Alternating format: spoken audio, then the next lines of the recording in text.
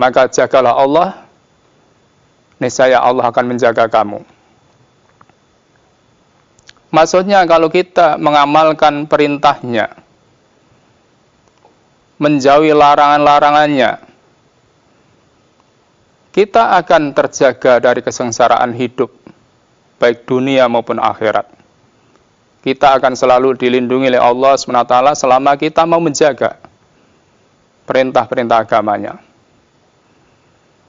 Kemudian dilanjutkan nasihat beliau, ihfatillah tajidhu amamaka. Jagalah Allah, maka Allah akan membimbingmu. Maksudnya kalau kita mengamalkan perintah agama, baik itu yang sifatnya harus dilaksanakan atau apa yang harus kita jauhi, kita akan dibimbing dalam menjalani kehidupan kita ini, sehingga kita berjalan di jalan yang lurus, sehingga selamat hidup kita. Kemudian Rasulullah melanjutkan, ta'aruf ilaihi fi rakhai ya'rifka bisyiddah. Ingatlah di waktu lapang, di waktu senang, niscaya Allah akan menolong kepadamu di waktu sempit. Maka di waktu senang, di waktu lapang, kebanyakan manusia lupa pada Allah. Maka kita jangan termasuk orang yang lupa pada Allah ketika kita mendapatkan kesenangan.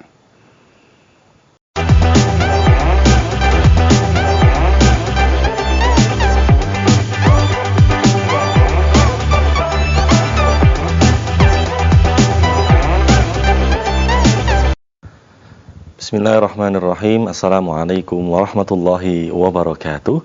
Hamdan wa syukranillah, salatan wa salaman ala rasulillah wa ala alihi wa sahbihi wa man walah. Amma ba'du. Ayyuhal ikhwati fillah, azani Allah wa iyyakum. Pemirsa channel terpilih MTA TV dimanapun Anda berada, senang sekali di pagi hari ini kita memulai aktivitas pagi kita dengan menyimak dan mendengarkan bersama nanti insyaallah dalam program Fajar Hidayah di MTA TV. Dan tentunya saya tidak sendiri, telah hadir narasumber kita Ustadz Sunarno hafizahullah ta'ala. Kita sapa ya. Assalamualaikum warahmatullahi wabarakatuh Ustadz. Waalaikumsalam warahmatullahi wabarakatuh. Sehat Ustadz ya? Alhamdulillah, sehat baik. Alhamdulillah. Dan di kesempatan pagi hari ini kita akan mengangkat tema mengingat Allah di waktu lapang, maka Allah akan menolong di waktu sempit. Itu Ustadz ya? Iya. Baik, pemirsa nanti dapat bergabung interaksi dengan kami melalui line telepon di 0271 6793000 atau di WhatsApp di 0811 255 3000. Dan di sesi pertama ini kita akan langsung menyimak paparan awal dari Ustadz Sunarno. Silakan Ustadz. Ya. Bismillahirrahmanirrahim. Assalamualaikum warahmatullahi wabarakatuh. Alhamdulillah wa syukrilillah, la haula wa la quwata illa billah. Allahumma salli wa sallim ala Muhammadin wa ala alihi wa ashabihi wa mawalah ma ba'd. Saudaraku, pemirsa dan pendengar dimanapun berada, yang insyaallah dirahmati Allah Subhanahu wa taala. Syukur alhamdulillahirabbil alamin, Allah senantiasa curahkan anugerah kepada kita, sehingga pagi ini kita diperkenankan mengawali aktivitas kita dalam keadaan sehat walafiat. Saudaraku, pagi ini kita akan membicarakan tentang mengingat Allah di waktu lapang. Allah akan menolong di waktu sulit. Allah Subhanahu wa ta'ala dengan kasih sayangnya mendidik kepada hambanya supaya menjadi hamba yang berakhlak yang mulia. Kita dididik untuk menjadi hamba yang berakhlak mulia dalam kehidupan dunia ini, dan terhindar dari akhlak yang tercela, terutama mensikapi nikmat-nikmat dari Allah Subhanahu wa ta'ala. Maka Allah memberikan bimbingan pada hambanya dengan firman-Nya dalam Quran surat Az-Zumar ayat 49. Allah berfirman, a'udzu billahi minasyaitonir rajim. Fa idza massal insana durrun da'ana Thumma idza khawalnahu ni'matan minna qala innama utitum ala ilmin bal hiya fitnatun walakinna aktsarahum la ya'lamun. Fa idza massal insana dzurrun da'ana, maka apabila manusia ditimpa kemandorotan, bahaya, dia menyeru pada kami. Allah Subhanahu wa ta'ala menceritakan perihal watak buruk manusia, bahwa dikala sedang mengalami hidup susah, sakit, kena musibah, atau penderitaan yang lain, mereka baru mau ingat kepada Allah Subhanahu wa ta'ala, Tuhan yang Maha Esa. Mereka memohon kepada Allah dengan berendah diri, tekun beribadah, tekun berdoa, dan lain sebagainya, yang intinya ingin dibebaskan dari penderitaan yang ada pada dirinya.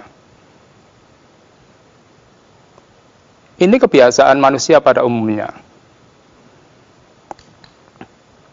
Kemudian Allah lanjutkan firman-Nya, "Tsumma idza khawalnahu ni'matan minna."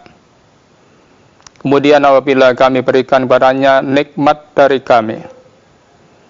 Maksudnya, kalau Allah telah membebaskan dari kesusahan, penderitaan, musibah yang dialaminya sebagai anugerah dari Allah Subhanahu wa ta'ala, dia mengingkarinya, bahwa Allah yang telah membebaskan dari semua itu, dia mengatakan, qala innama utituhu ala ilmin. Dia berkata, sesungguhnya aku diberi nikmat yang seperti ini adalah karena kepandaianku, karena ilmu yang ada pada diriku. Jadi lupa bahwa semuanya itu nikmat dari Allah Subhanahu wa ta'ala. Mengandalkan kepandaiannya, mengandalkan kepintarannya, mengabaikan peran Allah dalam kehidupannya. Saudaraku, maka dalam firman berikutnya Allah lanjutkan, bal hiya fitnatun.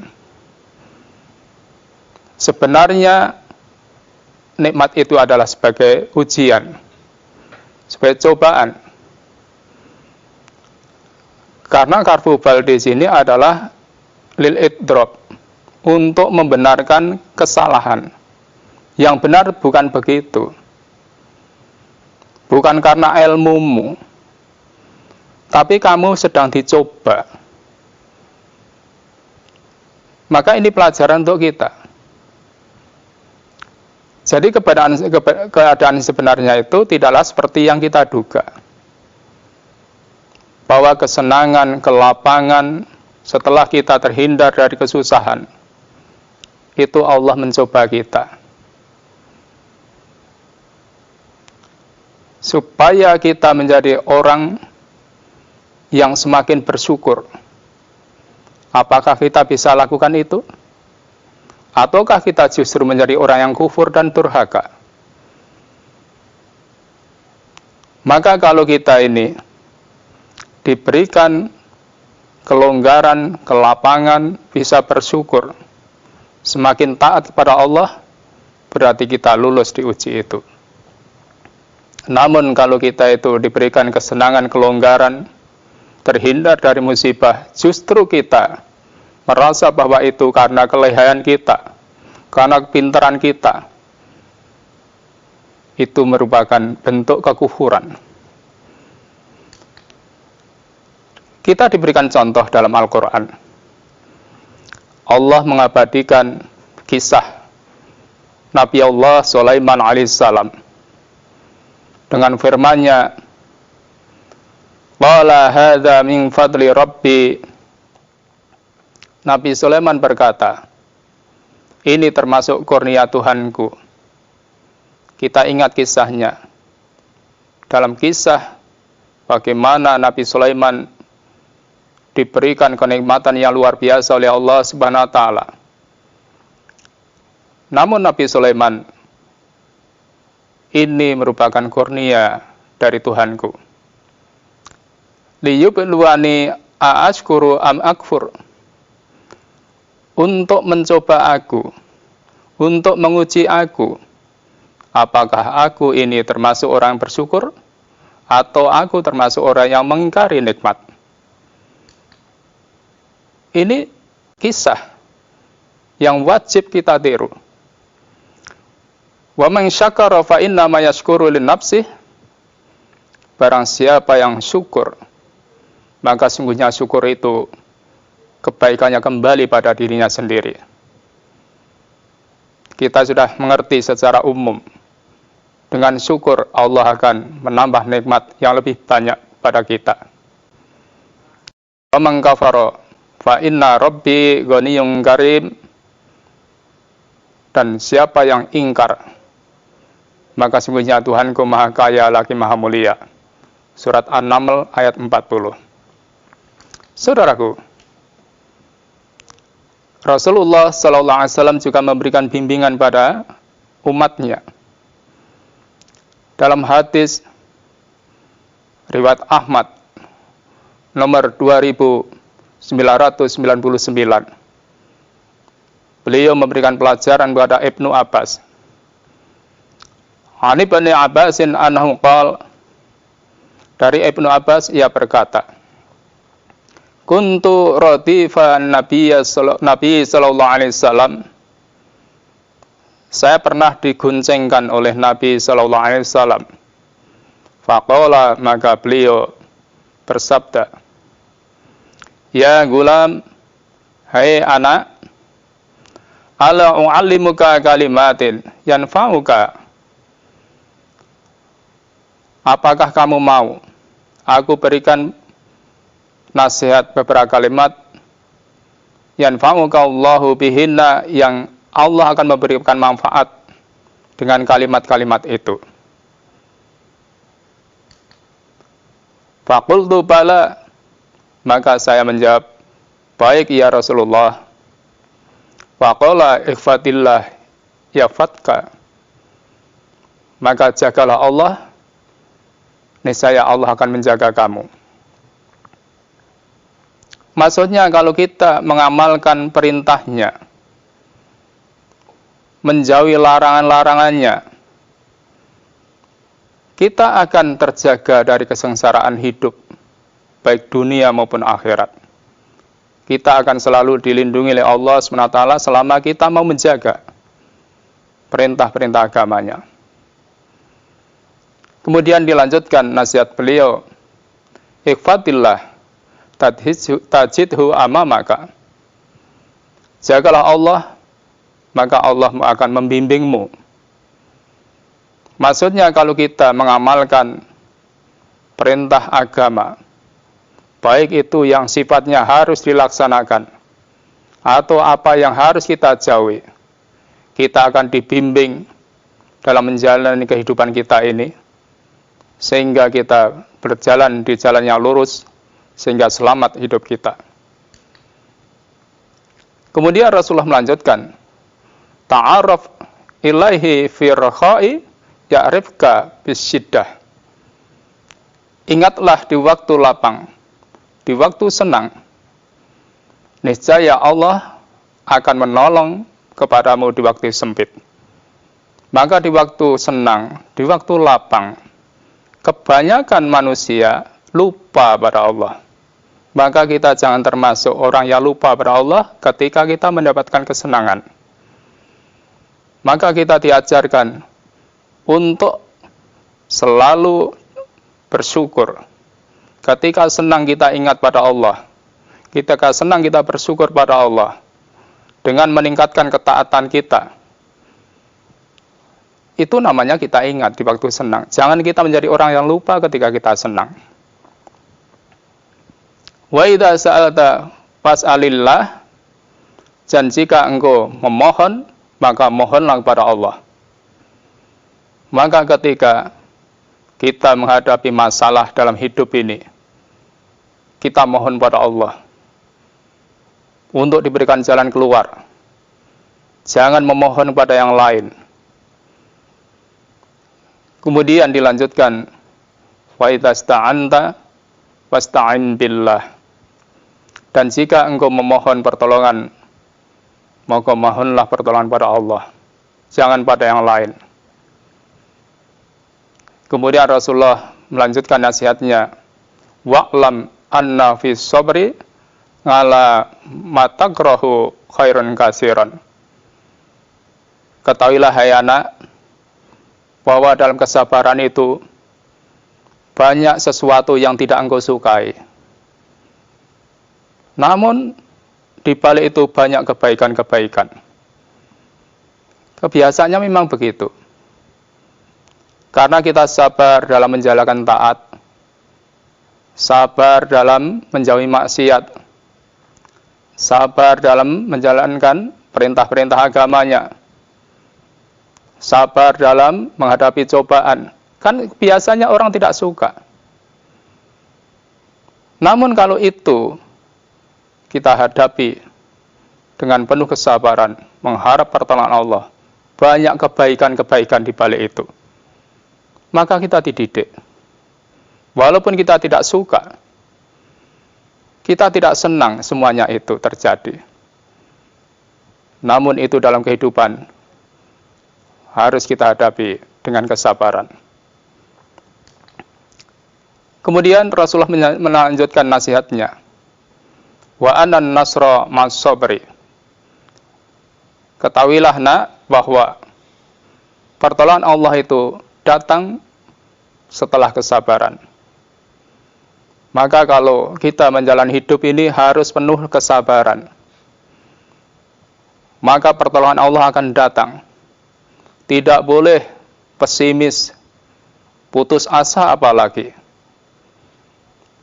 Apalagi anak-anak muda, tidak boleh kita menghadapi dalam kehidupan ini pesimis, apalagi putus asa. Maka kesabaran terus kita tingkatkan, karena Allah akan memberikan pertolongan pada kita. Kemudian Rasulullah melanjutkan nasihatnya, wa annal faraja ma'al karbi. Dan kelapangan itu datang setelah kesempitan. Kita sudah ngerti ilmunya. Maka kalau kita hidup ini tahan menghadapi kesempitan, kesulitan, insya Allah akan datang kelapangan. Maka kita tidak boleh mengeluh ketika menghadapi kesulitan dalam hidup ini. Baik itu dalam rumah tangga, dalam hal urusan ekonomi, maka kita harus jalani dengan tabah hati, dengan ketegaran hati, dengan kesabaran. Karena kita ingat, setelah kesempitan, pasti datang kelapangan dengan pertolongan Allah. Kemudian Rasulullah melanjutkan nasihatnya, wa anna ma'al usri yusran. Enak ketahuilah bahwa kemudahan itu datang setelah kesulitan. Hadis riwayat Ahmad 2666. Saudaraku, maka yang begini ini mari kita tanamkan dalam jiwa kita. Kemudian Allah menutup dalam surat Az-Zumar 49 tadi dengan firman-Nya, walakinna aktsarahum la ya'lamun. Akan tetapi kebanyakan manusia tidak mengetahui itu. Maka karena tidak mengetahui, kebanyakan tidak sabar. Maka kalau kita ini mengerti agama, akan bisa menjalani itu. Namun kalau orang tidak paham agama, tidak akan bisa menjalani hidup dengan kesabaran itu. Karena manusia itu sifatnya tergesa-gesa. Sifatnya serba tergesa-gesa. Maka akan mudah mengeluh. Maka kita dididik. Semuanya ini Allah menghendaki kita diuji untuk menerima kebaikan-kebaikannya. Maka dari itu, saudaraku, marilah kita menjadi hamba yang mengetahui bahwa di balik apa yang kita tidak disenangi itu, banyak kebaikan-kebaikan yang Allah akan berikan pada kita. Sehingga kita hidup ini, apapun yang kita jalani, ketika kita mendapatkan kesenangan, kita syukur. Ketika kita menghadapi sesuatu yang sulit, yang menyusahkan, kita sabar. Semuanya itu kebaikan bagi kita, insya Allah. Begitulah saudaraku, semoga bermanfaat untuk saya dan kita semuanya. Terima kasih. Baik, demikian ya pemirsa, mukadimah dari Ustadz Sunarno. Semoga kita termasuk orang-orang yang senantiasa mengingat Allah, baik di waktu lapang maupun di waktu sempit. Dan nanti pemirsa dapat berinteraksi dengan kami di sesi kedua nanti insya Allah melalui line telepon di 0271 679 3000 atau di 0811 255 3000. Namun sebelumnya kita akan mengikuti beberapa informasi yang berikut ini. Baik pemirsa channel terpilih MTA TV dimanapun Anda berada, kita masih dalam program Fajar Hidayah ya. Dan pemirsa di sesi kedua ini dapat bergabung bersama kami di 0271 679 3000 atau di line WhatsApp di 0811 255 3000. Dan sudah ada yang masuk ini ya di line telepon, kita sapa. Halo, assalamualaikum. Halo. Waalaikumsalam warahmatullahi wabarakatuh. Dengan Bapak siapa di mana ini? Bapak Mustafa dari Ogo Selatan. Bapak Mustafa, silahkan Pak. Assalamualaikum warahmatullahi wabarakatuh, Ustaz. Waalaikumsalam warahmatullahi wabarakatuh. Monggo Bapak Mustafa. Mohon izin bertanya masalah korban, Ustaz. Ada seorang yang berkorban, tapi dia itu tidak pernah melakukan sholat. Dan juga korban itu untuk ditujukan kepada orang yang sudah meninggal. Hal ini kan Rasulullah tidak mencontohkan kepada umatnya.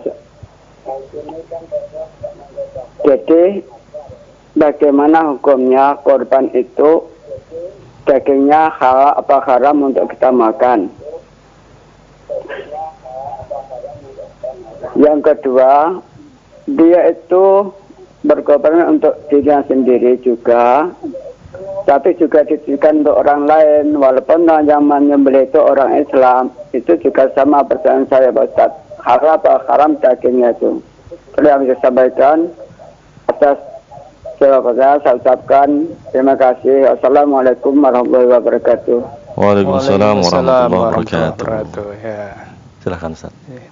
Bapak Mustafa ya, jadi korban itu Bapak ya, korban itu diperuntukkan oleh orang Islam, diperuntukkan untuk orang Islam, bukan yang lain Bapak ya. Kalau namanya orang Islam pasti sholat. Kemudian kalau ada orang yang tidak sholat korban bagaimana? Yaitu bukan korban. Bagaimana dia akan melaksanakan satu yang sunnah, yang wajib saja tidak dijalani. Padahal korban itu kan artinya kan mendekatkan diri pada Allah.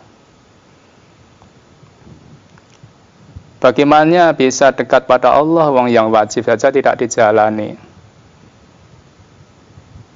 Maka bagi yang bersangkutan tidak mendapatkan apa-apa. Nah kemudian kalau dia ikut korban, itu bukan korban. Kalau yang menyembelih orang Islam, itu jatuhnya sodakoh. Kalau dagingnya halal, kalau yang menyembelih itu orang Islam, bukan dia sendiri. Kalau yang menyembelih itu orang Islam, bukan orang yang tidak sholat tadi, itu boleh dimakan, itu halal. Namun dia tidak dapatkan apa-apa. Itu yang pertama.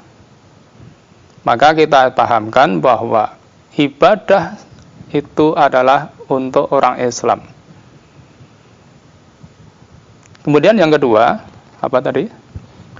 Selain berkorban untuk dirinya sendiri, Ustaz, juga ditujukan untuk orang lain juga.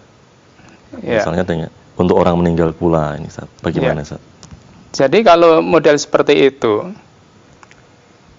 tidak ada tuntunan dalam agama. Apalagi dirinya tidak sholat, untuk dirinya sendiri aja tidak sah, apalagi untuk orang lain. Jadi yang begitu itu kita harus pahamkan, tidak ada dalam Islam. Jadi tidak ada. Begitu Bapak, semoga bisa dipahami. Baik, demikian ya Pak Mustafa di Oku Selatan. Di belakang Pak Mustafa, namun sebelumnya kita ingatkan terlebih dahulu ya untuk pemirsa yang menelpon supaya menurunkan volume dari TV atau radionya supaya tidak feedback begitu ya. Kita sapa, halo, assalamualaikum. Halo, assalamualaikum. Waalaikumsalam warahmatullahi wabarakatuh. Dengan Bapak siapa di mana ini? Pak Slamet di Palembang, Mas. Pak Slamet di Palembang. Silahkan Pak Slamet. Assalamualaikum Ustaz. Waalaikumsalam warahmatullahi wabarakatuh. Monggo Bapak Slamet di Palembang.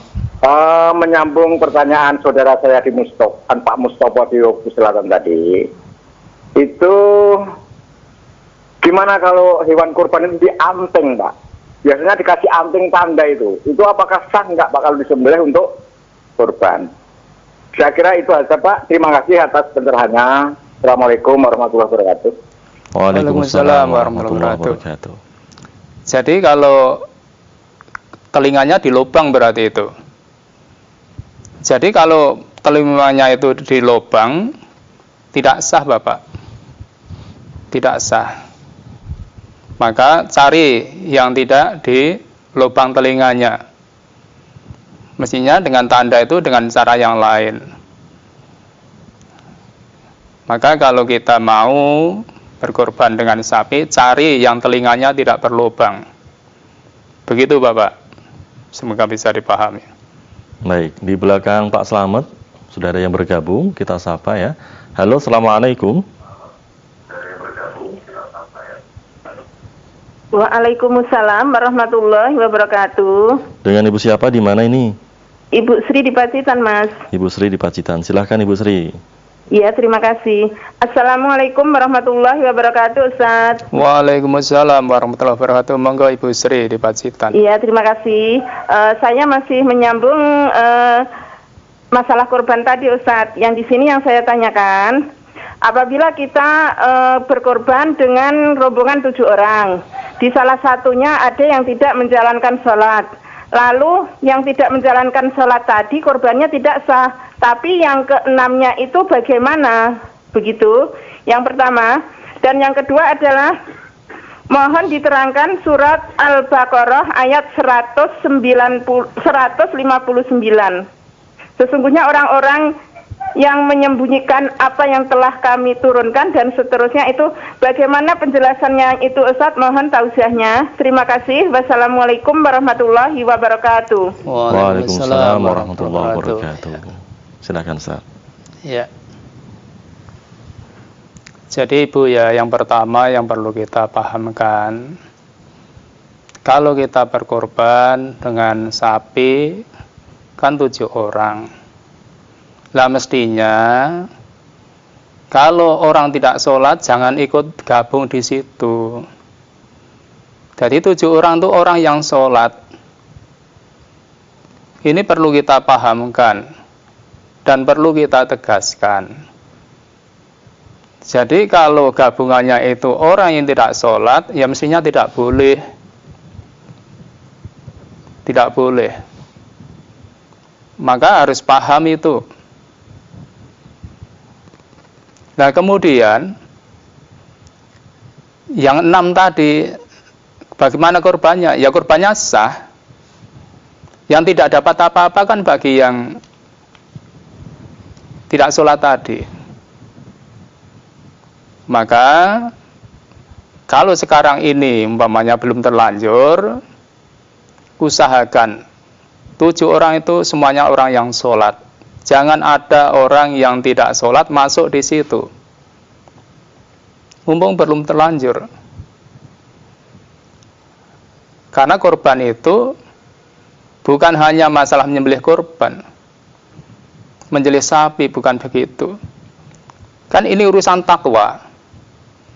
Karena yang sampai pada Allah itu adalah ketakwaan kita, bukan dagingnya, bukan darahnya. Maka kalau kita itu berkorban itu yang harus betul-betul kita pahami, ketakwaan ini harus dijaga betul. Maka jangan sampai kita kurang jeli dalam hal itu sehingga orang yang tidak sholat ikut gabung di situ. Begitu Ibu, semoga dipahami. Kemudian yang kedua, surat Baqarah berapa tadi? Ayat 159 Ustaz. 159 ya.